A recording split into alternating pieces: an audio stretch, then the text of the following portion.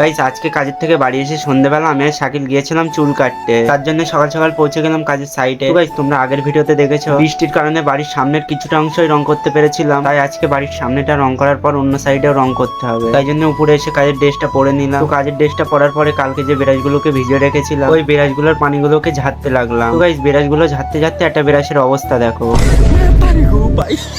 তো যাই হোক, তারপরে ওরা বাড়ির সামনটাকে রং করতে লাগলো। তো দুজন এক ভরা মতো রং করার পরে ফাইনালি বাড়ির সামনের দিকটা রং করা কমপ্লিট হয়ে গেল। আর গাইস বাড়ির সামনের দিকটা এক করে রং করার পরে দেখো বাড়ির পুরো লুকটাই চেঞ্জ হয়ে গেছে। তো যাই হোক, বাড়ির সামনের দিকটা রং করার পরে বাড়ির ডান সাইডের দিকটা রং করতে লাগলো। আর গাইস আজকে আমার কাজ হলো এদের সাথে হেল্পারি করা, মানে এদেরকে যা যা লাগবে তাই আমাকে জোগাড় করে এনে দিতে হবে। তাই জন্য বসেছিলাম আর দেখছিলাম ওদেরকে কিছু লাগে কিনা। আর গাইস আজকে আকাশের অবস্থাও খুব একটা ভালো না, যে কোনো সময় বৃষ্টি আসতে পারে। যাই হোক, কাজ বাজ করার পরে সন্ধ্যাবেলা বাড়ি এসে আমি আর শাকিল গিয়েছিলাম চুল কাটার জন্য। আর প্রথমে এখানে শাকিল চুল কাটবে, তাই জন্য বসে বললো চুল কাটার জন্য। তো শাকিলের চুলটা কাটা হয়ে গেলে আমি এখানে চুলটা কাটতে লাগলাম। আর গাইস চুল কাটার পর কমন একটা জিনিস যেটা সবার সাথেই হয়, সেটা হলো সেলুনে চুলটা কাটার পরে সেলুনের আয়নাতে তো নিজেকে নায়কের মতো লাগে, কিন্তু সেলুন থেকে বাড়ি আসার পর নিজেকে হিরো আলমের মতো লাগে।